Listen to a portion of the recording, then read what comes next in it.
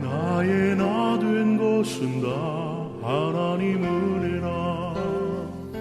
16세기 말 조선은 나라가 없어질 뻔한 큰 위기에 들어가게 됩니다. 그것이 임진왜란이죠.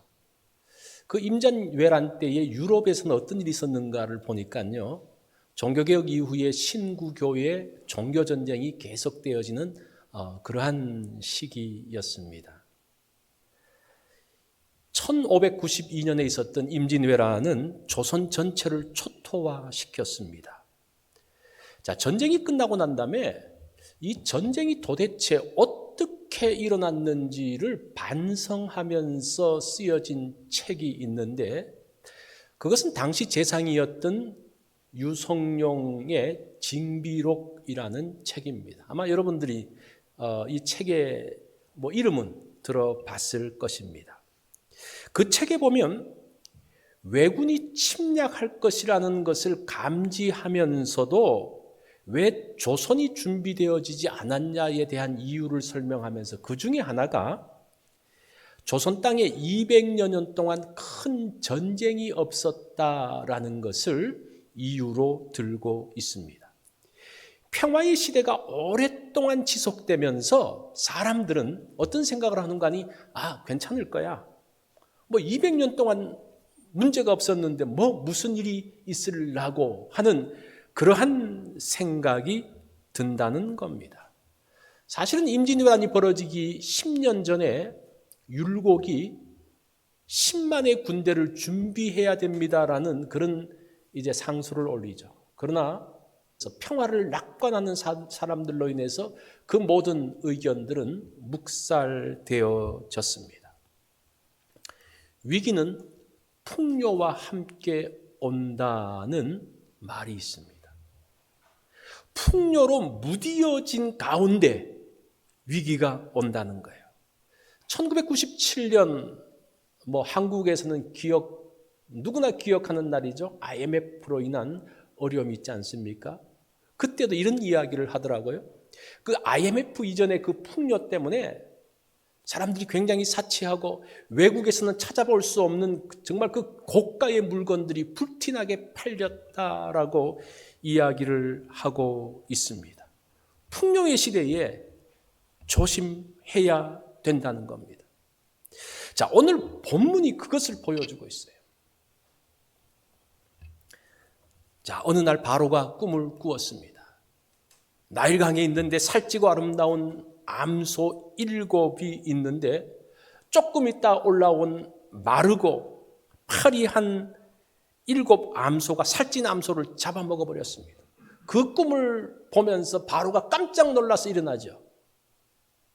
그리고 또 잠이 듭니다. 잠이 들었는데 참으로 무성하고 충실한 7 이삭이 올라오는데, 조금 있다가 가늘고 마른 7 이삭이 오더니만 충실한 7 이삭을 잡아 먹어버렸습니다. 이 꿈을 이상하게 여겨서 바로가 점술가들, 박사들을 불러서 이 꿈을 해몽하라고 하지만 누구도 그 꿈을 해몽하지 못합니다. 특별히 바로가 이 꿈을 특별하게 생각한 것은, 암소는 애굽의 신인 이시스를 상징하기 때문에, 이 이시스가 어떤 신인고 하니 땅에 나는 소출을 상징하는 그러한 신입니다. 그러한 신이 잡아먹혔다? 하여튼 뭔가 자기는 이상한 거예요. 자, 여러분들은 이런 꿈을 하면 어떻게 좀 해석할 수 있을 것 같아요? 단순한 꿈이지 않습니까? 우리가 해석을 알았기 때문에 그렇지만, 정말 그 애굽에 있는 뛰어난 술객들과 박사들이 이 꿈을 못 풀었을까? 그 이유는 애굽에는 기근이 없었기 때문입니다. 아브라함이 가나안에서 기근이 들었을 때 어디로 갑니까? 애굽 땅으로 가요. 애굽은 비가 안 내려도 농사를 지을 수 있어요. 뭐 때문입니까? 나일강 때문에. 나일강의 그 물수량이 엄청나기 때문에 하늘에서 비가 내리고 내리지 않고 그거 별로 상관하지 않습니다. 그것 때문에 언제나 그 땅은 풍요로웠습니다. 역사가 헤로도투스가 이렇게 이야기했습니다. 나일강은 애굽의 선물이다. 애굽은 많은 부분이 사막입니다. 그리고 뜨거운 태양이 내리쬐기 때문에 거의 1년 내내 내리쬐기 때문에 참으로 농사짓기가 적합한 땅이 아닙니다. 그런데 이런 기후 가운데서도 농사를 지을 수 있었던 게 뭐라는 겁니까? 나일강 때문이라는 거예요. 나일강은 1년에 한 번씩 범람합니다. 홍수로 인해서 그 나일강 주변이 다 넘쳐 흐릅니다. 그러면서 나일강 상류에서부터 그 홍수와 함께 내려온 비옥한 흙들이, 영양분을 많이 가진 흙들이 나일강으로 쭉 내려오면서 나일강 주변으로 쫙 흩어지는 거예요. 거기서 농사를 짓는데 엄청난 수확이 나는 겁니다. 별도로 비료를 하지 않더라도 엄청난 영양분으로 거기에서 농사를 짓고 많은 소출들이 있었습니다. 로마 전성기 시대에 로마의 식량을 애굽에서 다 댈 수 있을 정도로, 애굽에서 대고도 넉넉할 정도로 그 나일강의 수확은 참으로 풍요로웠습니다. 그런데 이 나일강이 자꾸 홍수가 나가지고 1970년에 이집트에서 그 나일강 상류에 댐을 만들어요.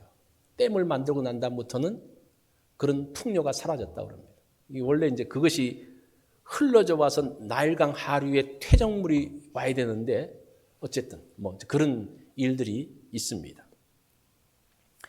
자, 이런 풍요의 땅인 애굽에 살던 술객과 박사들이 지금 살찐 7마리 암소와 마른 7마리 암소의 비밀을 알 수가 없는 거죠.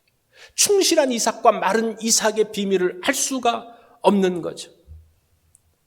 이 풍요는 사람들로 하여금 이렇게 둔하게 만듭니다. 경험해보지 못하게 하는 거예요. 그러면서 사람들이 위기 가운데 던져집니다.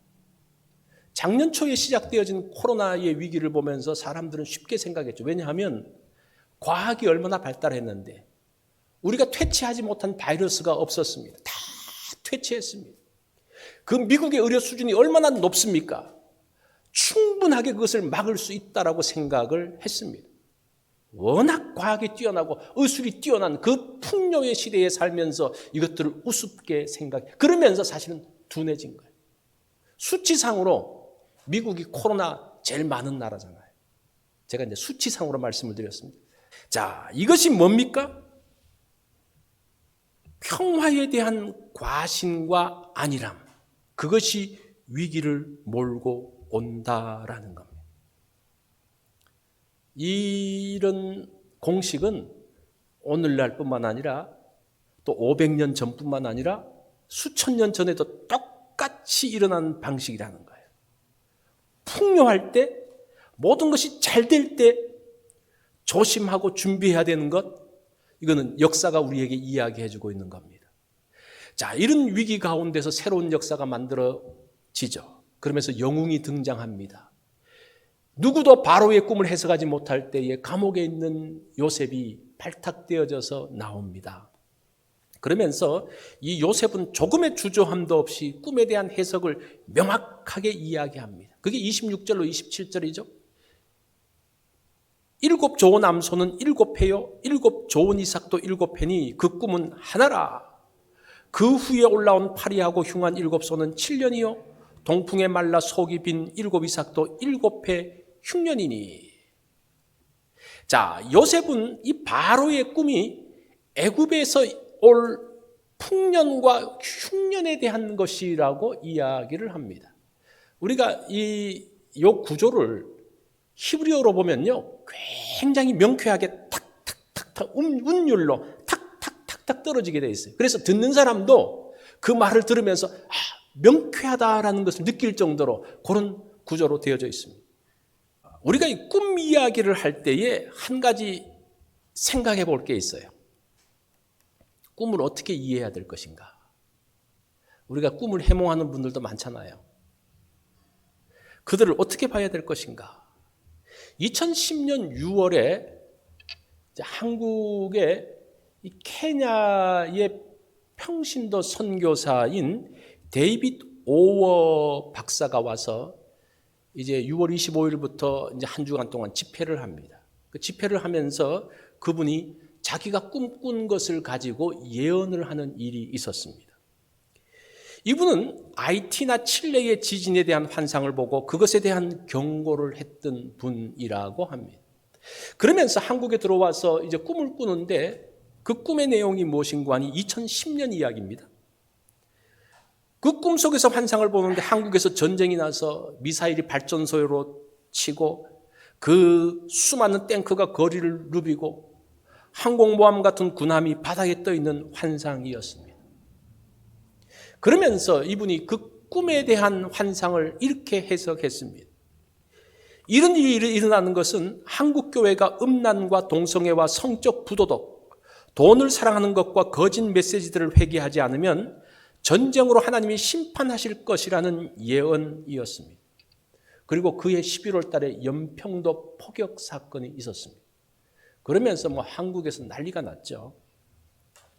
자, 그러면 성경의 꿈과 데이빗 오워의 꿈 차이는 무엇일까? 우리가 이 이야기를 할 때 이걸 한번 조금 짚어볼 필요가 있는 것 같아요. 바로가 생각하는 꿈은 신의 계시를 받는 통로라고 생각했습니다. 그래서 이 고대의 왕들은 이 꿈을 굉장히 중요하게 생각했습니다. 바로도 그렇고 느부갓네살 왕도 그렇죠. 그런 꿈에 대해서 굉장히 중요하게 생각하죠. 그리고 꿈을 통해서 뭔가 신이 자기에게 말을 한다고 생각을 합니다. 그래서 반드시 그 꿈 꾼 거를 해몽하게 합니다. 저는 매일 밤 꿈을 꿔요. 다 개꿈입니다. 그래서 저는 제가 꾼 꿈에 대해서 심각하게 생각해 본 적이 없어요. 이런 사람을 통해서는 하나님의 계시가 꿈으로 올 가능성이 거의 없죠. 보세요. 지금 바로는 하나님을 모르는 사람입니다. 하나님이 모르는 바로를 하나님께서 만나려고 하시면 무엇을 통해서 만나야 됩니까? 바로가 중요하게 생각하는 꿈을 통해서 하나님이 만나시는 거예요. 바로의 꿈은 하나님과 바로를 연결시키는 매개체라는 겁니다. 그래서 바로가 꿈을 꾸고 고민합니다. 그 꿈이 무엇인지 알지 못해서 굉장히 초조하게 생각합니다. 그때에 하나님께서 하나님의 사람 요셉을 통해서 하나님의 말씀을 알려주십니다. 그래서 이 바로의 꿈은 하나님을 모르는 사람에게 하나님 말씀으로 들어오게 하는 통로의 역할을 한다는 겁니다. 바로의 꿈 자체가 중요한 것이 아니라 바로의 꿈을 통해서 이 바로가 하나님의 말씀을 듣게 하는 하나의 통로로 만드셨다는 겁니다. 하나님은 언제나 성경을 통해서 말씀하십니다. 꿈이나 환상은 하나님의 말씀으로 들어오게 하는 통로에 불과합니다. 어떤 말씀도 하나님의 말씀을 앞서지 못합니다. 한국이 동성애를 비롯한 여러 죄 때문에 북한의 공격을 받아서 많은 사람이 죽게 된다는 예언은 잘못된 예언입니다. 하나님을 심판자로서만 말하는 거예요. 그러면서 이제 또 무슨 이야기를 했는가 하니 그 인도네시아의 그런 그 쓰나미라든지 또 지진, IT에 있는 것들은 그들의 잘못된 종교나 성문화에 대한 심판이었다라고 말합니다. 그것 때문에 어린아이를 비롯한 무수한 사람들을 무자비하게 죽이는 하나님으로 묘사하는 것은 심각한, 하나님에 대한 심각한 오해를 만들게 한다는 거예요. 그래서 어떤 꿈에 대해서 이것이 하나님 말씀을 통한 통로가 아니라 그것이 하나님 말씀인 것처럼 예언인 것처럼 말하는 것은 이거는 잘못된 거예요. 이런 사람들은 바로의 꿈이 어떤 것인지 성경의 의도를 알지 못하는 거예요. 왜 바로의 꿈을 꿔서 이렇게 했대, 느부갓네살이 꿈을 꿨대, 성경에 있잖아. 그건 성경을 잘못 해석하는 거예요. 바로의 꿈에서 우리가 알아야 될 것은 무엇인가 하니 하나님은 소통하신 하나님이라는 겁니다. 그걸 알아야 되는 거예요. 하나님은 믿지 않는 사람이든지 누구든지 소통하시려고 애쓰시는, 그래서 그가 생각하는 그 꿈을 통해서 만나주시는 하나님, 이게 바로의 꿈, 느부갓네살의 꿈을 해석하는 바른 해석입니다. 그 외에 뭐 바로 꿈 하나님이 주신 게 아니냐? 주셨죠. 왜 주셨습니까? 말씀을 들으라고 주신 거예요. 그 자체의 어떤 의미가 있는 게 아니라는 겁니다. 자, 이것은 여기까지만. 오늘 주제가 아니기 때문에 제가 이 말씀을 보면서 이것은 한번 좀 이야기해야 되겠다 싶어서 말씀드린 겁니다. 자, 요셉이 바로의 꿈을 해석하는 것으로 끝나지 않고 그 대책을 알려줍니다. 하나님은 일어난 일만 알려주시고 툭 던져놓으신 무책임한 분이 아닙니다. 어떻게 합니까? 어떤 문제에 대한 것들을 말씀하시고 거기에 대한 대안까지 주시는 하나님이라는 겁니다.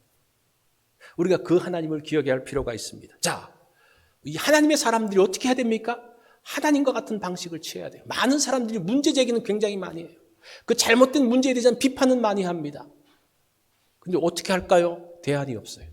오로지 비판만 하고 문제만 제기하는 것은 굉장히 조심해야 될 부분입니다. 그렇게 문제를 그냥 안고 있는 것은 자기도 대안이 없기 때문에 지금 안고 있는 거예요. 그죠? 하나님의 사람이 해야 될 것은 하나님의 방식대로. 그게 뭡니까? 문제를 보고 그 대안을 함께 말하는 겁니다. 그 전까지는, 대안이 생각나기 전까지는 기도하면서 기다리는 것이 우리의 지혜인 것을 보게 됩니다. 자, 이것이 요셉을 통해서 보여주시는 하나님의 일하시는 모습입니다.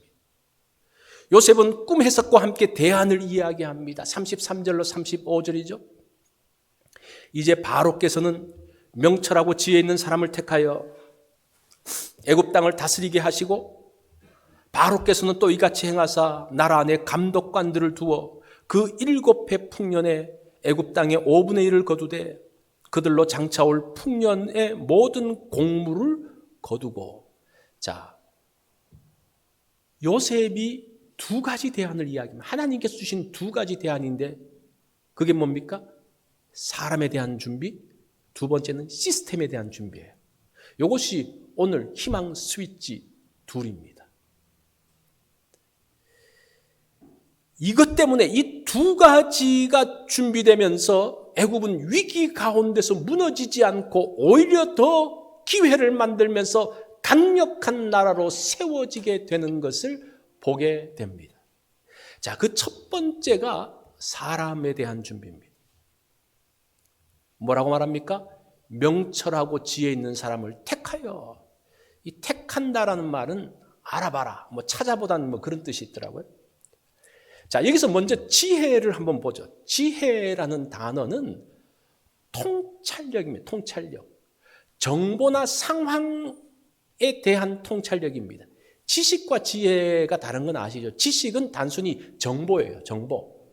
정보도 많이 알고 있으면 참 좋습니다. 그죠? 자, 이 정보인데 지혜는 이 정보를 다룰 수 있는 힘을 이야기하는 겁니다. 이 정보를 가지고 어떻게 해야 될 것인가 지식으로 활용할 수 있는 능력입니다. 자, 코로나에 대한 정보를 많이 가지고 있습니다. 그러면 이런 상황에서 어떻게 해야 될 것인가를 아는 것, 이런 상황에서 기회를 만들어가는 것, 그것이 지혜라는 거예요. 아시겠죠? 자, 두 번째, 명철한 사람을 찾으라고 말합니다. 이 명철이라는 단어는 판단력입니다. 근데 어떤 판단력? 바른 판단력, 옳은 판단력을 이야기합니다. 정보와 통찰력을 가지고 바르게 판단하고 결정하는 것이 명철입니다. 자, 지금 요셉이 보세요. 애굽의 풍년과 흉년을 알았습니다. 이것을 어떻게 적용해 갈지 통찰력도 갖고 있습니다. 그러면 어떤 결정을 해야 됩니까? 이 두 가지 결정이에요. 하나는 이 기회를 통해서 떼돈을 벌 수가 있어요. 그죠? 요셉이 그때 7년 동안 바로에게 맡기지 않고 자기가 창고를 마련해서 모아놓고 흉년 동안 이걸 풀었다면 아마 애굽 전체를 샀을지도 몰라요. 그런데 요셉은 그런 결정을 하지 않습니다. 자기의 배만 불리는 판단, 결정, 바른 판단이 아니죠. 그건 명철이 아니라는 겁니다. 이런 기회를 통해서 백성들을 위하고 이 사람들을 돌보는 결정, 이게 옳은 판단력이다. 이게 명철이죠. 2008년도에 경제 위기가 왔을 때 국가에서 얼마나 많은 돈을 풀었습니까? 그 기회로 돈 엄청나게 번 사람들이 많아요. 그 사람들은 정보도 가지고 있었고 지혜도 있었고 판단력도 있었어요. 그런데 그 판단을 어디로 씁니까? 자기 배불린 데다 썼어요. 이거는 명철한 사람이 아니라는 거예요. 하나님께서 그런 사람들을 기뻐하지 않는다는 거예요. 지금 그것이 지혜와 명철에 대한 이야기입니다. 자, 두 번째는 시스템에 대한 정비입니다.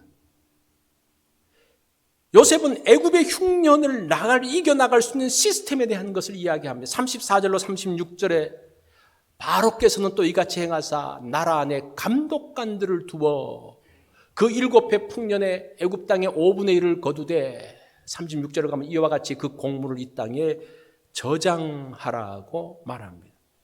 이 시스템의 핵심은 저장입니다. 저장. 여기서 감독관이라는 단어도 보면 일반 관리가 아니고 저장하는 일을 하는 관리, 파키드라는 단어를 써요. 특별하게. 그러니까 이거는 뭐 다른 관리가 아니고 저장 전문가, 준비 전문가 뭐 이런 의미에서 하라고 말합니다. 그러면서 저장할 것에 대한 이야기를 계속 강조합니다. 어떻게 저장합니까? 요셉은 5분의 1의 세금을 거두는 것을 제안합니다. 근데 이 5분의 1이라는 단어가 있더라고요. 5라는 단어, 5를 만드십시오 이런 말이에요. 그러니까 아마 그 당시에 5를 만들고 10을 만들고 뭐 3을 만들고 그런 게 있었던 것 같아요. 5를 만들려고 그러면 5분의 1이고 10을 만들려고 그러면 10분의 1이고 아마 그 당시에 무엇인지는 모르지만 이 단어를 통해서 보면 뭔가가 어떤 세금 제도 같은 것이 있었던 것 같은 뉘앙스가 이 단어 가운데 있습니다. 자, 이 20% 정도의 세금이니까 뭐 그 당시 사람들이 그다지 반발하지 않는 그런 정도의 것이었습니다. 그러면서 이 모든 공물은 바로의 권한 아래 두도록 했습니다. 공물을 저장하기 위해서 다 그 공물을 가지고 바로가 있는 성으로 오지 않고 어떻게 합니까? 가까운 성에 저장하라고 이야기합니다. 그러니까 이것을 현대적으로 보면 굉장히 어떤 물류 시스템에 대한 것들을 이렇게 요셉이 아는 것 같은 어떤 그런 느낌이 들어요. 자, 위기의 때에 필요한 것 두 가지가 지금 오늘 요셉은 두 가지를 뭐로 제시합니까? 사람과 시스템에 대한 이야기를. 이거는 오늘날도 뭐 중요하겠죠. 우리가 이런 어려운 시대에 위기의 시대에 국가가 이 두 가지를 해라 뭐 그렇게 말할 수도 있지만 우리에게 이 두 가지를 적용을 해야 된다는 거예요. 우리는 손 놓고 있는 게 아니라 우리도 이 두 가지를 준비해야 된다는 겁니다. 첫 번째로 이런 위기의 시대에 우리는 명철하고 지혜로운 사람이 돼야 된다는 거예요. 자, 이것을 다른 사람으로 적용하지 않고 나에게 적용을 해보십시오. 우리가 이 시대를 보는 지혜와 통찰력이 있어야 됩니다. 이런 시기, 모이지 못하는 시기, 경제활동을 하지 못하는 시기, 이런 상황에서 우리가 무엇을 해야 될 것인가? 제한되는 것을 보면서 무조건 불평하고 그렇게 할 것이 아니라 지금 이 시기에 우리가 해야 될 분명한 것이 있는 것을 알아야 된다는 거예요. 그것을 아는 것이 지혜고 통찰력이라는 겁니다. 뿐만 아니라 명철, 바른 판단력을 가져야 됩니다. 나만 유익한 결정을 해서는 안 됩니다. 이런 시대 가운데서 나만 잘 살고 나만 유익하고 이런 결정이 아니라 하나님이 기뻐하시는 옳은 판단을 해야 된다는 겁니다. 이 시대는 우리가 함께 배를 타고 가는 사람들입니다. 나는 코로나 안 걸렸어. 괜찮아. 그 옆집에서 걸리면 어떡합니까? 그게 다 나한테로 오게 돼 있어요. 그래서 오늘날 이 시기는 한 나라는 같은 배를 타고 있다라고 이야기합니다. 또는 더 크게 말씀하시는 분들은 온 인류가 같은 배를 타고 있다고 그래요.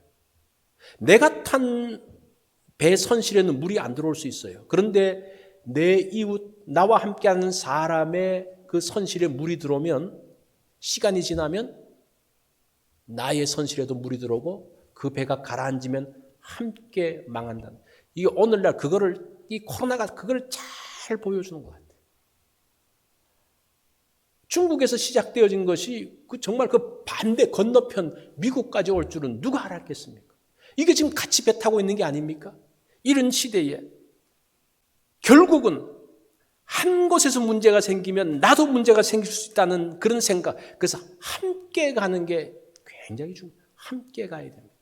나 혼자만 먼저 가고 나 혼자만 대피한다 그래서 물론 내가 피해 볼 수 있는 시간이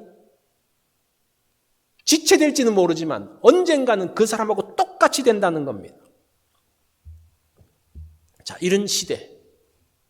그래서 이런 시대에서 우리가 정말 명철하고 지혜로운 사람이 되어야 한다는 겁니다.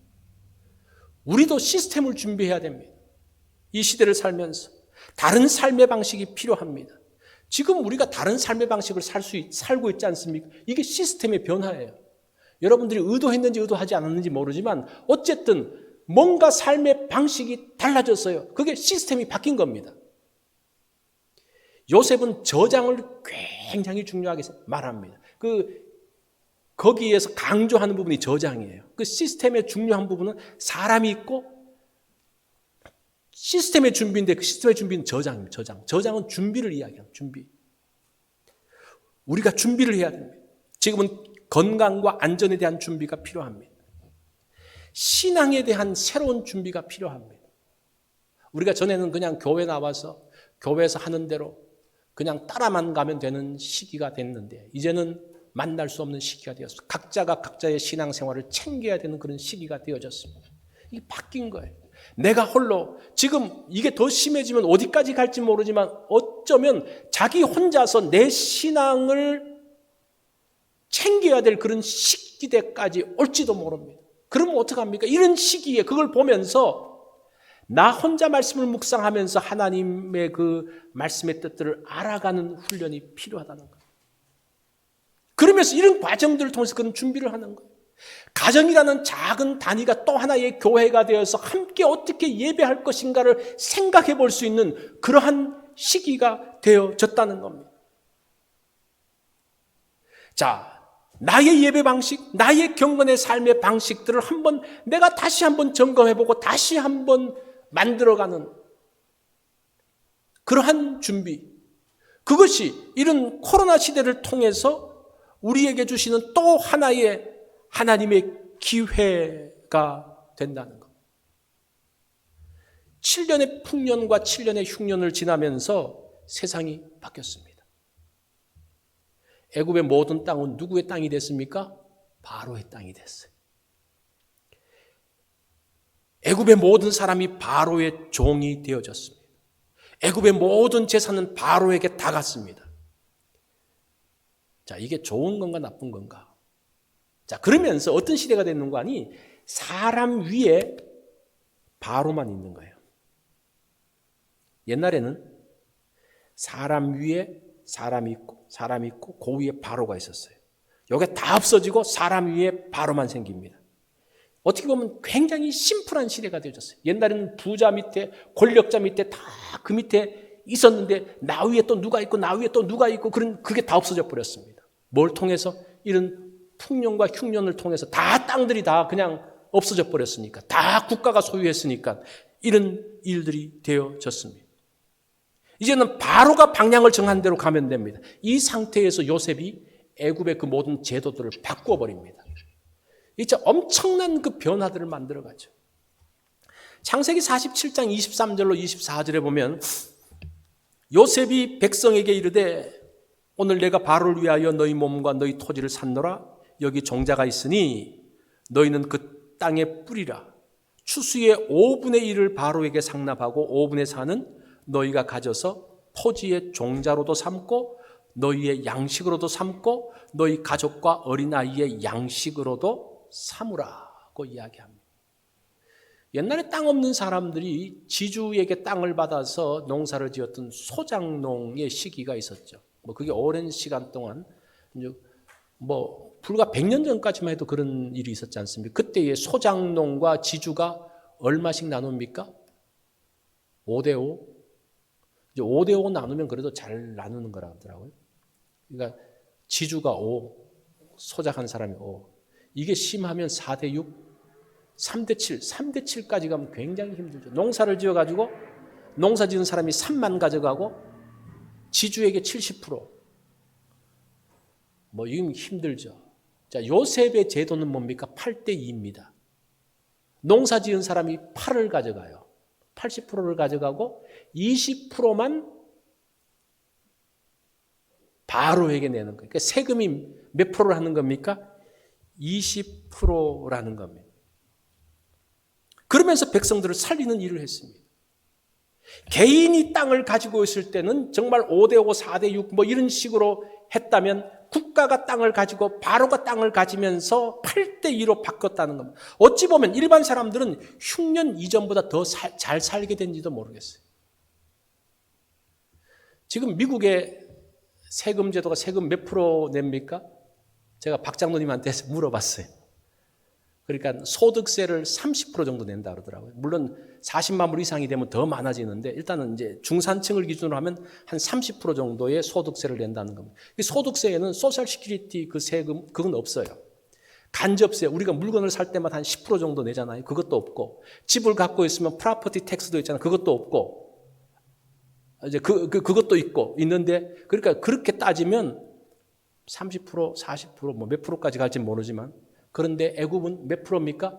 20%의 세금으로 다 끝나는 거예요. 살기 좋은 시대죠. 괜찮지 않습니까? 세금 그 정도면. 어쨌든 단순 비교가 될지 모르겠지만 아무튼 이런 과정들을 통해서 요셉이 그 시대를 바꾸고 있습니다. 이 어려운 일들이 오면요 시대가 바뀌어집니다. 그죠? 그런데 지혜롭고 명철한 하나님의 사람들을 통해서 그 사람들이 주도권을 가지면 이렇게 선하게 바꿀 수가 있다는 겁니다. 자, 36절을 보면 이렇게 말합니다. 땅이 이 흉년으로 말미암아 망하지 아니하리라. 이렇게 하면 흉년 때문에 땅이 망하지 않습니다. 이 망한다라는 단어를 보니까요 살해한다라는 그런 뜻이더라고요. 흉년이 땅을 살해할 것이다. 흉년이 땅을 죽일 것이다. 그런 의미입니다. 이 흉년 때문에 그 땅이 완전히 끝나버릴 수 있는, 그 사람들이 끝나버릴 수 있는 그런 상황, 심각한 상황입니다. 그런데 이 가운데서 요셉이 준비한 두 가지 때문에 사람에 대한 준비와 시스템에 대한 준비, 그것으로 인해서 애굽은 나라가 망하는 위기를 넘기고 위기는 기회가 되어져서 나라가 새롭게 되어지고 살기 좋은 세상으로 바뀌었다는 겁니다. 이게 우리의 희망이죠. 그렇지 않습니까? 이게 우리가 갖고 있는 소망 아닙니까? 그것을 위해서 두 개의 희망 스위치가 필요하다는 겁니다. 제가 전에도 말씀드린 적이 있지만 위기는 두 개의 단어를 담고 있습니다. 위라는 것은 위험이라는 단어와 기라는 것은 기회의 단어죠. 위기의 시대에 위험과 기회가 상존한다는 겁니다. 위기를 잘못 다루면 심각한 위험에 빠집니다. 근데 위기를 지혜롭게 대처하면 그 가운데서 기회가 만들어집니다. 복된 세상으로 갈 수가 있습니다. 자, 런던의 길 한 모퉁이에 구두 닦는 소년이 있었습니다. 이 소년의 아버지는 빚을 갚지 못해서 감옥에 갔습니다. 그래서 이 소년이 이제 집을 꾸려가는 거예요. 어려운 살림 때문에 소년이 구두를 닦습니다. 아침 일찍부터 밤늦게까지 구두를 닦습니다. 힘들게 살고 있습니다. 그렇지만 이 소년은 웃음을 잃지 않았습니다. 노래를 하면서 구두를 닦습니다. 노래도 아주 경쾌한 노래를 하면서 웃으면서 닦습니다. 그러니까 사람들이 그런 모습을 보면 얼마나 좋아합니까? 그죠? 좋아하면서 그 소년에게 갔습니다. 어느 날 한 사람이 묻습니다. 너 구두 닦는 일이 그렇게 즐거워? 물으니까 이 소년이 대답합니다. 저는 지금 구두를 닦는 것이 아니라 희망을 닦고 있습니다. 그래서 즐거워요. 이 사람이 올리브 트위스트라는 책을 지은 영국의 소설가 찰스 디킨슨이라는 굉장히 유명한 사람이죠. 이 올리브 트위스트라는 그 소설의 내용도 그 사람이 어릴 적에 구두를 닦으면서 거리에서 일어난 일들을 보면서 얻었던 그런 영감이 아닌가라는 생각을 해봅니다. 자, 하는 일이 무엇이냐가 중요한 것이 아니라 어떤 의미가 있느냐가 중요해요. 아무리 미천한 일을 하는 것처럼 보이지만 거기에 중요한 의미가 담겨 있으면요, 그 가운데 소망이 있고 그 가운데 기쁨이 있어요. 그 대단한 일을 하지만 아무런 의미도 없이 그냥 간다면 그 사람은 소망도 없고 아무것도 없게 됩니다. 이게 지혜예요. 어떤 의미를 만들어 갔냐가 지혜입니다. 이게 하나님의 사람으로 설 수 있는, 지금 요셉이 말하고 있는 지혜와 명철이 있는 사람을 찾는 그 원리입니다. 지금 당하는 일들이 어떤 사람들에게는 고통일 거예요. 이 코로나의 기간 동안 굉장히 힘들게 어렵게 굉장히 고통스럽게 사는 사람이 분명히 있을 것입니다. 그런데 그 고통에 잡혀 있으면 더 힘들어집니다. 거기 잡혀 있으면 안 돼요. 거기에서 희망을 봐야 돼요. 이걸 통한 하나님의 뜻이 무엇인지를 보아야 됩니다. 또 어떤 사람들은 뭐 이런 가운데서도 잘 되고 있는 분들이 있을 거예요. 그냥 자신이 배부르고 나는 문제없다라는 것에 머물러 있지 말아야 됩니다. 자기 욕심만 챙기면서 그냥 간다면 나중에 하나님 앞에서 부끄러움을 당하게 될 것입니다. 자, 지금은 분명히 위기의 시기죠. 위험과 기회가 교차되는 시기를 우리가 살고 있습니다. 자, 이런 위기의 시기에 축복을 만들어야 됩니다. 요셉이 그러했던 것처럼. 위기를 이기는 지혜와 명철의 사람.